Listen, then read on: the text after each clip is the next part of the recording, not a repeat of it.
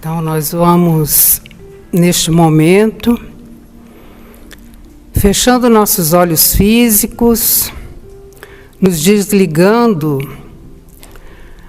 das atribulações do dia, da semana, para que nós possamos tranquilizar nossa mente, nosso coração, nosso corpo, para que estejamos prontos a receber aqui nesta noite o que viemos buscar. Não só o esclarecimento, mas também a cura dos nossos males físicos e principalmente o lenitivo para os males da alma. E é assim que nós pedimos ao Sebastião Marte, mentor espiritual desta casa, aos mentores de todos os grupos de trabalho mediúnico que acontecem diariamente, aos trabalhadores espirituais que estão sempre a postos 24 horas por dia, nos auxiliando, nos orientando e nos intuindo. E principalmente a Jesus, esse mestre que, como ele mesmo diz, que é um rei, mas que não afirmando ser rei, mas dizendo que o reino dele não é deste mundo, que nos colocamos a seus pés, agradecendo primeiramente pela vida, pela oportunidade do renascimento na carne, permitido por nosso Pai, por Deus, o gestor de todo esse universo. Que nós sejamos merecedores de estarmos aqui comungando com a espiritualidade esses momentos de reflexão, de paz e de amor. Querido Mestre Jesus, mais uma vez te agradecemos por estar sempre ao nosso lado e presente em nossas vidas. E assim te pedimos permissão para iniciar o estudo do teu Evangelho na noite de hoje. Que assim seja. Meus queridos irmãos encarnados e os outros irmãos desencarnados, invisíveis, portanto, aos nossos olhos físicos, mas esses irmãos são tão importantes em nossa vida, porque os benfeitores, os trabalhadores aqui da casa de Sebastião Marte, nós sentimos a presença. Não vemos, mas sentimos. E isso precisa melhorar aqui, né? O som. Está dando para ouvir aí atrás? Eu costumo fazer essa pergunta, tem tempo que eu não falo aqui. Como é que está o som? Está bem? Está dando para ouvir bem aí? Muito obrigada.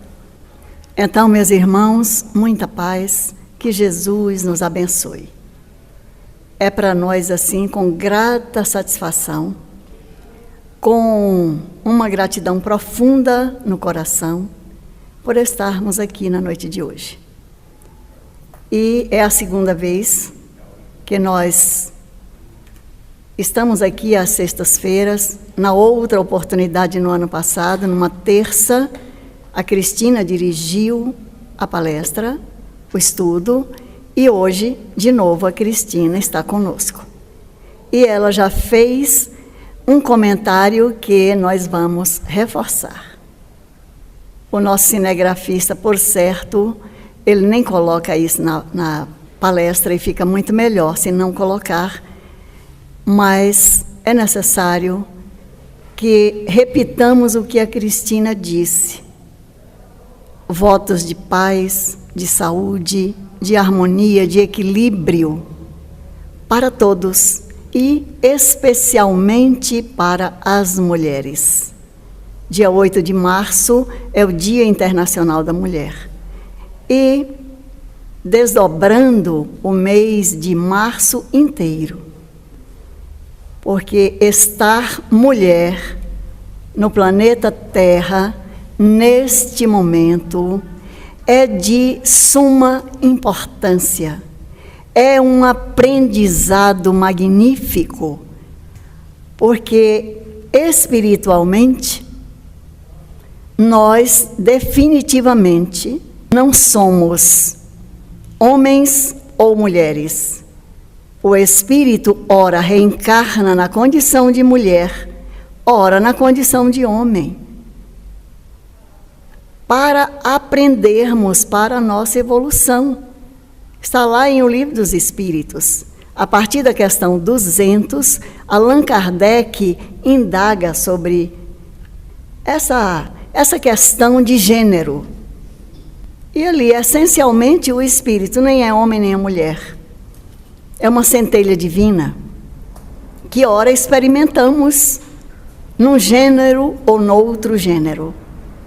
Mas nesse momento é importantíssimo estarmos agradecendo a misericórdia divina pela maternidade, sendo ela natural ou sendo ela a escolha nossa, quando não temos condições de gerar um filho e nós abraçamos um filho de outra mãe.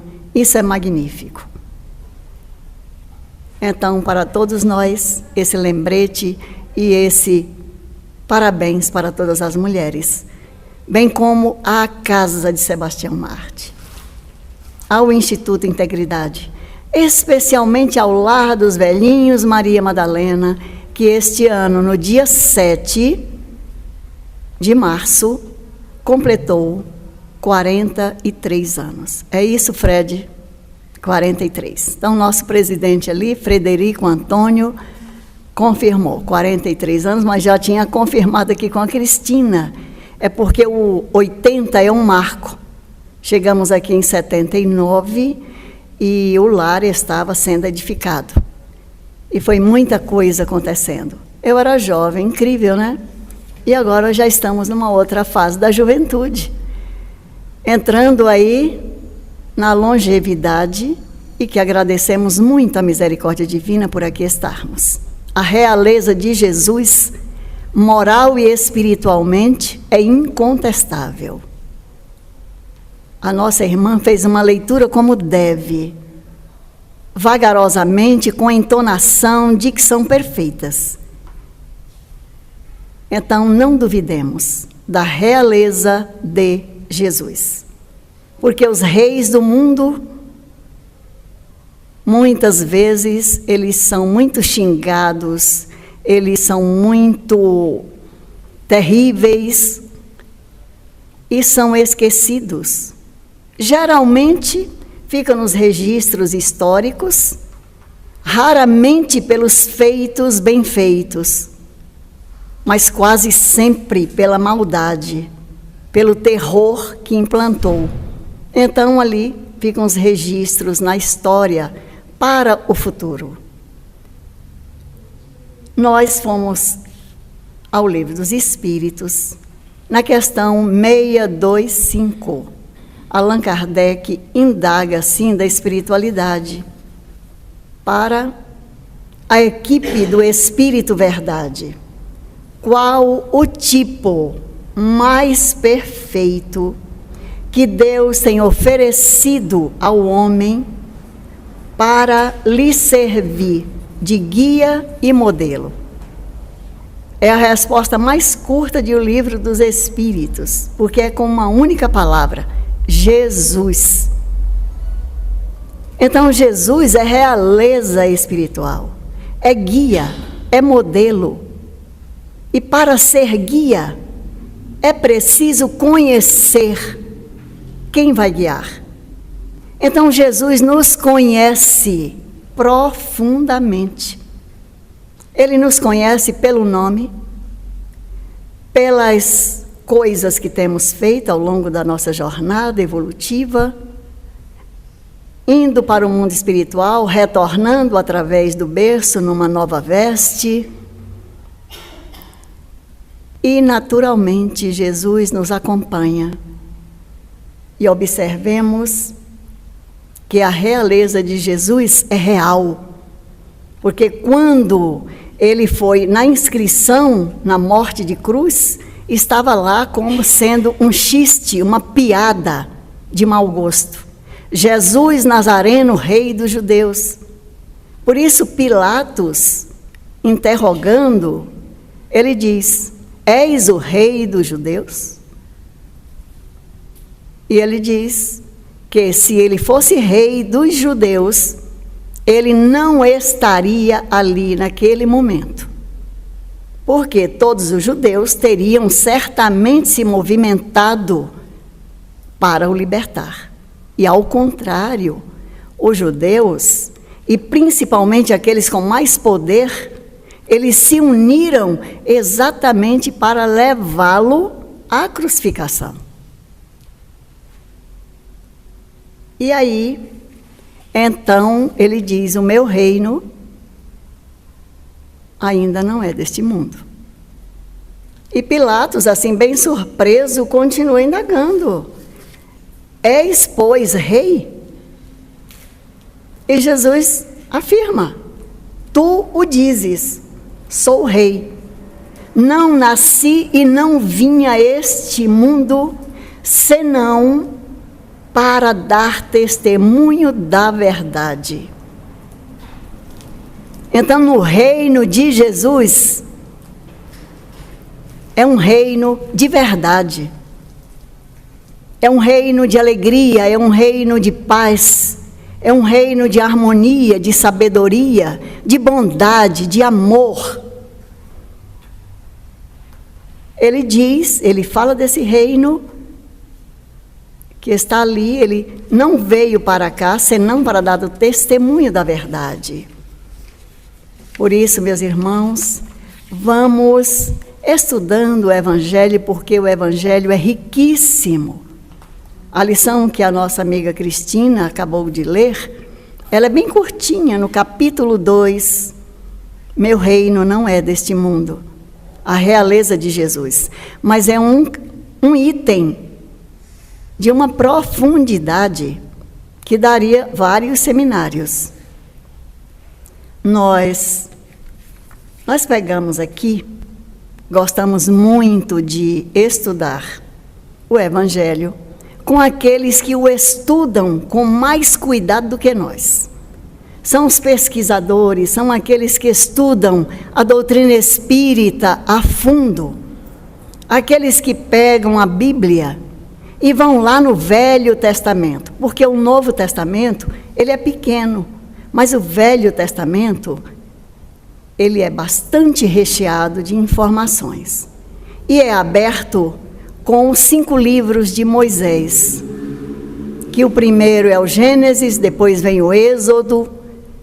Não sabemos se a sequência certinha é Levítico ou é Deuteronômio, e tem mais um outro livro de Moisés. São 5 inúmeros, são esses os 5 livros de Moisés. Observemos, as pessoas, ao tempo de Jesus, os seus pares, digamos assim, os judeus, os herodianos, aqueles que serviam a Roma, já eram muito impertinentes e faziam perguntas variadas para Jesus. Jesus tinha uma resposta para cada um. Já tinha vindo os saduceus também com perguntas impertinentes. E certamente os fariseus, que era, digamos, a nata da sociedade do judaísmo, eram aqueles homens mais preparados, mais cultos. E dentre eles, aquele grupo de fariseus, tinha um que era doutor da lei. E sendo doutor da lei, além disso, ele era um escriba, quer dizer, aquele que escrevia a lei toda. E toda a lei de Moisés, o judaísmo é bastante extenso. Então, esse grupo se aproximou de Jesus. Essa narrativa está em Mateus, no capítulo 22, os versículos de 34 a 40. É muito bom a gente informar a fonte, porque também está em o Evangelho segundo o Espiritismo, capítulo 11, amar o próximo como a si mesmo. Então, esse grupo de fariseus foram perguntar a Jesus. Já haviam notícias de que Jesus tinha dado respostas à altura daqueles que iam lhe fazer perguntas, muitas delas sem nenhuma razão de ser, certamente para testar Jesus, para saber de onde ele tinha vindo, se de fato ele era um mestre. E observemos o que é que aquele escriba pergunta para Jesus. Senhor, nós sabemos que o Senhor deu respostas para os saduceus e queremos então perguntar, mestre, qual é o maior mandamento da lei? Observemos, tem aí uma malícia nessa pergunta. Talvez eles quisessem ou pensassem que Jesus ia dizer que o mandamento mais importante era aquele que ele estava trazendo. Ou então ele ficasse embaraçado. E nós fomos estudar com o Richard Simonetti, que é esse homem que estudou a fundo o Velho Testamento, bem como o Novo, estudou a Bíblia, à luz da doutrina espírita. Porque sem doutrina espírita fica muito difícil compreender a Bíblia. Mas com a doutrina espírita é muito fácil, fica muito mais fácil compreendermos.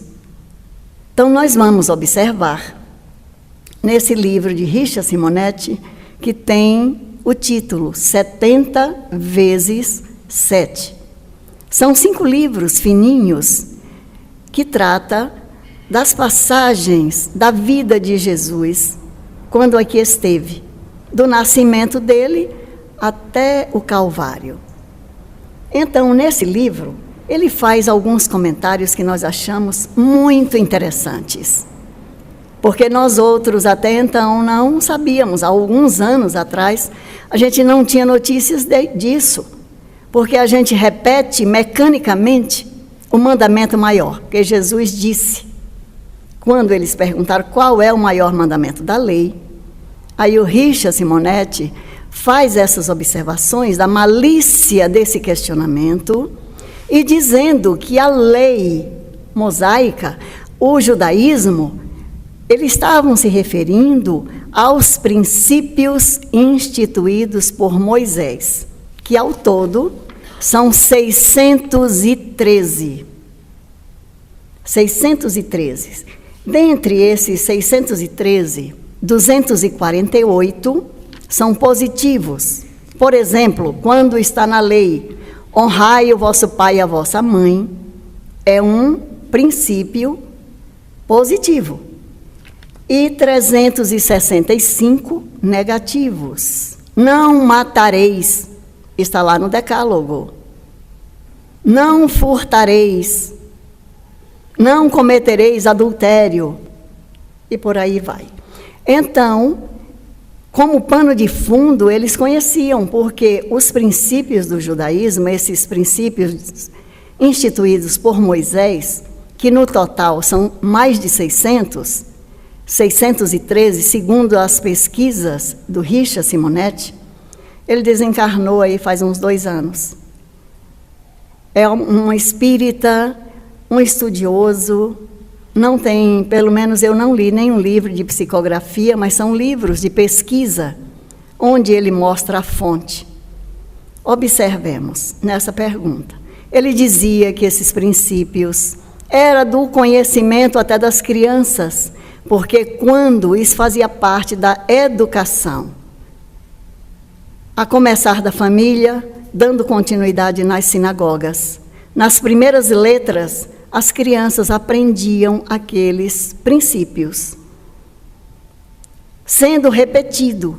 E as famílias que iam com frequência às sinagogas, por dia, os adultos repetiam em voz alta ao amanhecer e no final da tarde.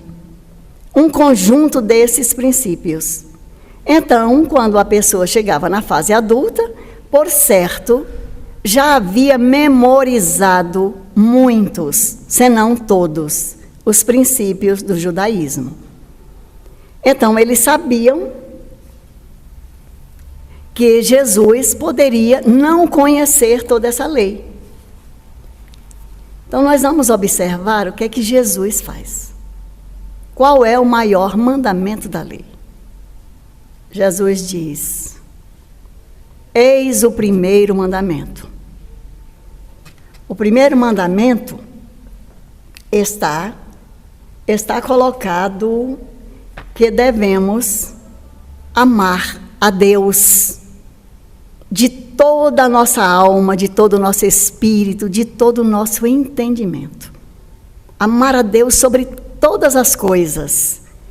Este é o primeiro mandamento da lei. Mas observe de onde foi que Jesus buscou esse mandamento dentro da lei. Ele buscou esse mandamento que está exatamente no livro de Moisés.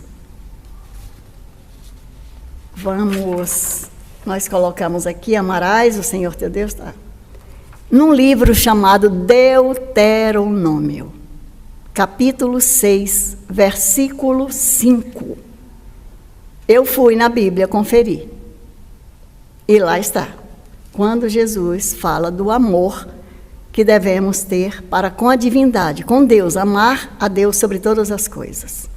Mas tem um segundo mandamento de igual importância: amarás ao teu próximo como a ti mesmo. Esse mandamento, Jesus pensou do outro livro de Moisés chamado Levítico, capítulo 19, versículo 18. E ele conclui dizendo: nestes dois mandamentos estão contidos toda a lei e todos os profetas. Jesus mostrou naquele momento a sua sabedoria. Ele conhecia profundamente, ele nos conhece profundamente. E naquele momento o escriba, muito surpreso, muito admirado, ele diz: mestre, tens toda a razão. Deus é único e devemos amá-lo sobre todas as coisas. E tens razão quanto ao amar o próximo quanto a si mesmo. Porém, mestre, estes dois mandamentos excedem todos os holocaustos e todos os sacrifícios. Quais eram os holocaustos? Tem passagens de Jesus quando se refere à oração, dizendo que quando formos orar, ou quando as pessoas fossem orar, e no altar lembrasse que tinha alguma coisa contra o irmão, deixasse ali a oferenda e primeiro fosse reconciliar com o irmão.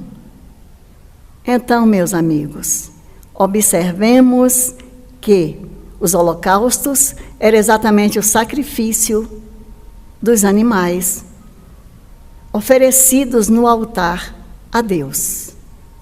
E o sacrifício maior para os seres humanos, para todos eles que eram do judaísmo, era exatamente a abstenção dos alimentos, chamado jejum.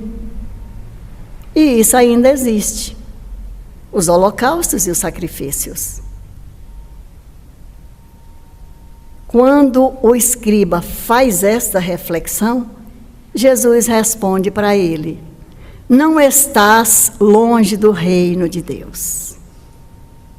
Porque esses dois mandamentos, a realeza de Jesus, a realeza espiritual, aponta como sendo caminhos para a construção do reino de Deus dentro de nós. Não podemos amar a Deus se não amamos o próximo.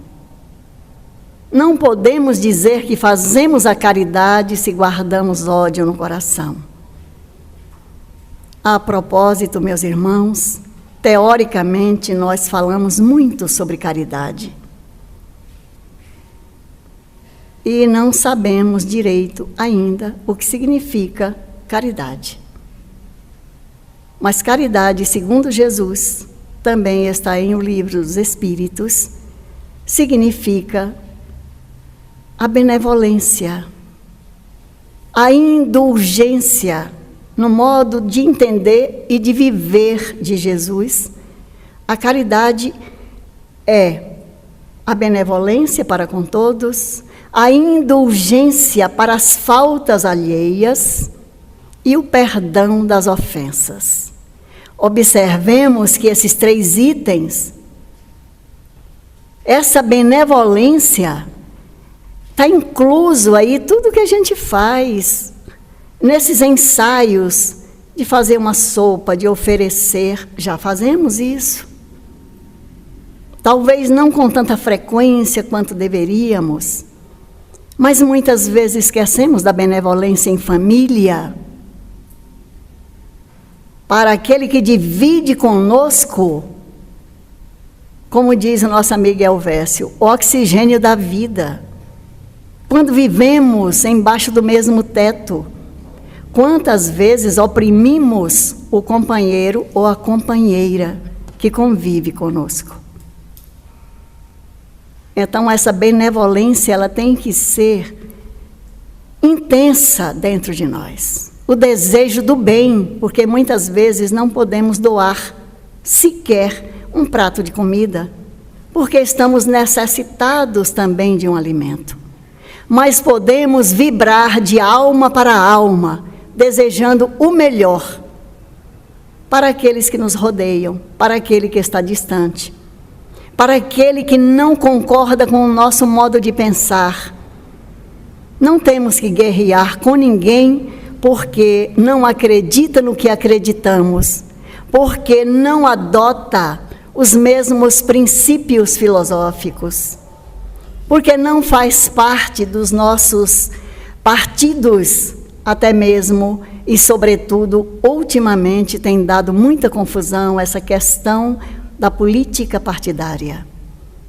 E as pessoas se entremeiam de ódios e de ranços que fica muito difícil a convivência. Isso quando não acontece em família.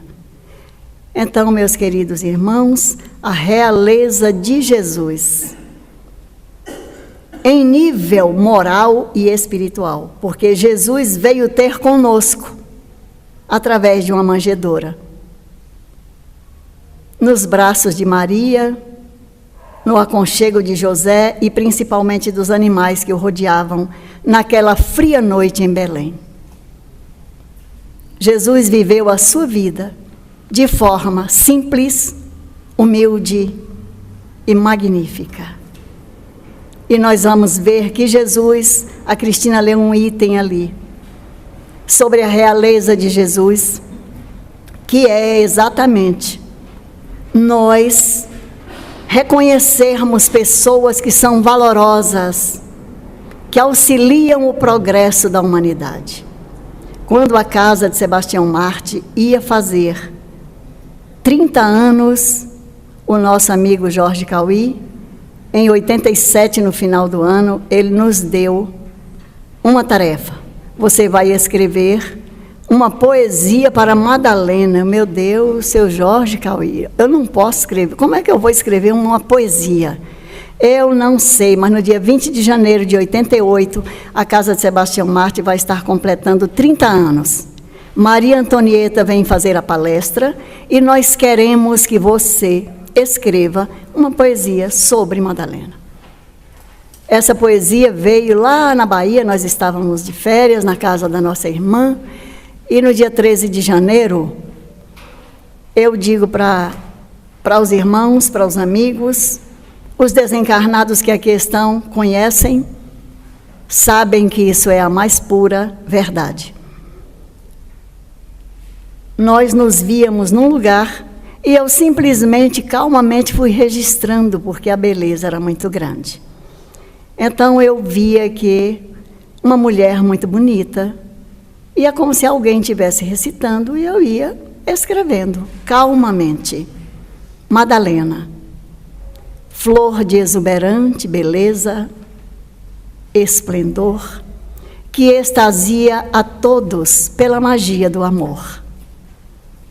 Vive cercada de luxo, prazeres, deleites.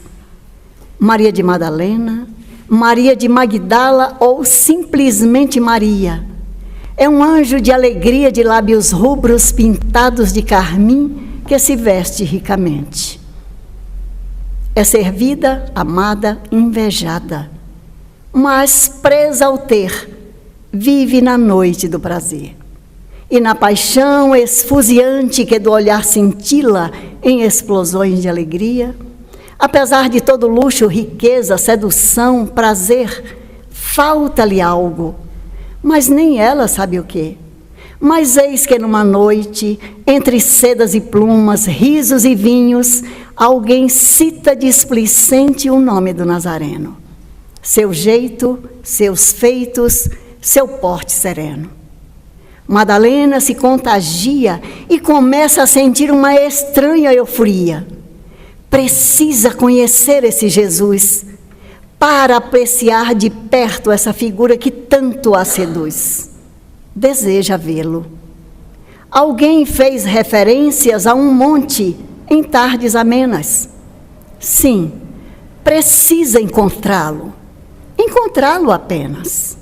Troca sua indumentária luxuosa por uma veste simples.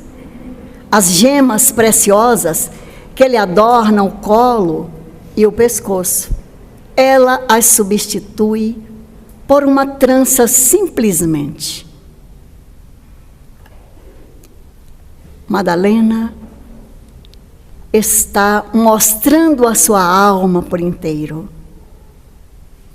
E ela é radiosa, é bela, qual um lírio.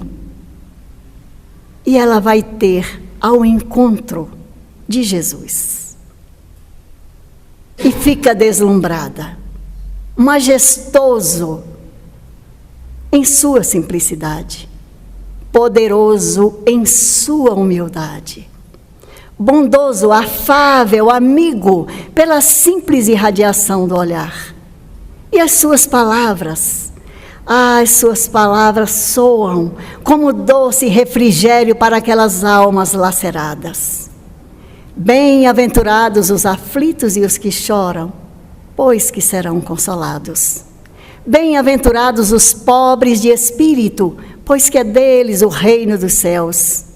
Bem-aventurados os puros de coração, porquanto verão a Deus.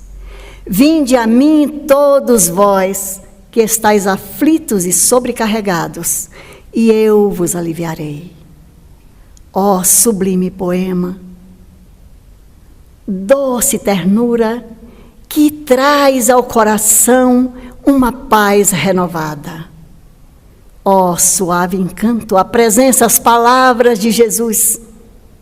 E Madalena, espírito, está prenhe de amor e de luz. Ela está banhada em lágrimas. E em segundos revisa sua vida. Luxo, prazeres, deleites, orgias, falsos afetos, falsa alegria. Desfaria de tudo e tudo faria para seguir esse doce rabi. Ela está decidida. A partir dali, ela tornar-se-ia discípula dedicada do sublime Nazareno. A multidão já se dispersa, a tarde cede lugar à penumbra da noite, a natureza está à meia luz e Madalena se vê diante de Jesus. Emoção mais forte, nunca sentira. Amor como aquele jamais experimentara. E convite igual ninguém lhe fizera como aquele que lia no divino olhar. Filha, retoma o caminho. É preciso trabalhar. A partir daquele momento, a flor de Magdala se fecha para o mundo e desabrocha para a vida qual estrela no firmamento. Madalena é o registro vivo da transformação maior, do prazer efêmero que se escoa pela sucessão das horas.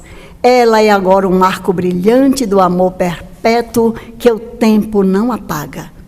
Bebe cada palavra, absorve cada gesto, inebria sua alma na alma radiosa do Messias. Mas aqueles que o rodeiam não acreditam nessa retificação, e Madalena sofre a indiferença e muitas vezes a rejeição. E nesses momentos as lágrimas descem-lhe pelas faces, como silenciosas testemunhas do dorido coração. O mestre, vendo-lhe a alma em agonia e sabendo próxima a sua partida, adverte: Madalena, tem bom ânimo. Há momentos em que as provas são tão duras que o alívio só o encontramos na companhia dos filhos da dor. Tem bom ânimo, Madalena, e cuida de dar o testemunho do amor. O espírito se lhe alivia com tão doce exortação. E ela sorri, o sorriso da libertação. Meses mais tarde, na agonia da cruz, Madalena sofre a sua dor, junto à dor de Jesus. O que fará agora? O que será da sua vida? Oh, quanto amargor! Chora diante do túmulo vazio. E para alguém que se aproxima, ela indaga: onde o colocaste? Onde, por favor? Madalena? Mestre, que alegria celestial a sua alma saboreia. Então ele vive, seu coração se incendeia. Quer tocá-lo, mas ele diz: ainda não subi ao Pai. Mas vai, anuncia. Madalena transforma-se no arauto da ressurreição. Mas depois, quando ele ascende aos céus, somente a saudade ela e fiel companheira. Relembra a figura amada na emoção do primeiro encontro. Filha, é preciso trabalhar, ele recomendou. E mais tarde, quando dizia: o alívio só na companhia dos filhos da agonia. E assim, de alma refeita, ela desceu ao vale do desespero e da dor, onde a lepra era o estigma do horror, para dar o testemunho do seu amor. Enxugava lágrimas, pensava feridas, limpava, consolava aquelas almas tangidas pelo sofrimento, com a sua tocante mensagem de desprendimento. Muitas vezes relatava fatos vividos junto a Jesus. E naqueles instantes, cada semblante serenava, se tocava de luz. Assim ela viveu, cada dia, cada hora, no prazer da verdadeira alegria de servir junto aos filhos da dor, como ele recomendara no testemunho do amor. Até que um dia Madalena viu-se acometida da mesma enfermidade. Mas à medida que o seu corpo ulcerava, a sua alma se libertava. E nos momentos finais, nos braços de uma irmã de estrada, Madalena revê cada segundo de sua jornada. Os olhos se lhe fecham, sente-se tão cansada. Mas liberta no ser, vive agora um diferente alvorecer. Ela ganha novo espaço e desperta noutros braços. E ouve outra vez aquela voz inconfundível, num transporte de sublime amor: Madalena, Senhor, Senhor. A realeza de Jesus. Que Ele nos abençoe. Meus queridos irmãos, o passe é uma transfusão de energia. Nos imaginemos, nos coloquemos prontos para receber de mais alto as energias enviadas por Jesus através dos seus trabalhadores do Centro Espírita Sebastião Marte, os mentores espirituais, os benfeitores amigos e os médiuns que aqui estão. estão doando de si o melhor, as melhores energias. Procuremos respirar profundamente, visualizando, mentalizando a figura amorável de Jesus, de mãos distendidas sobre nossas cabeças. E digamos a Ele: irmão amigo, médico de nossas almas, alivie as minhas dores, cure as minhas chagas, revigora o meu ânimo, retempera as minhas energias morais e espirituais. Fortalece-me, Senhor, para que nesta noite eu saia desta reunião em melhores condições do que quando aqui cheguei. Em nome de Jesus, em nome de toda essa pleiade de espíritos superiores que trabalham na seara dele, e em nome dele, Jesus, sob as bênçãos de nossa Mãe Santíssima, a Mãe de Jesus, e em nome de Deus, nosso Pai e Criador, é que estamos pedindo à espiritualidade maior a permissão para encerrarmos o trabalho da noite de hoje, da palestra e do passe. Que assim seja.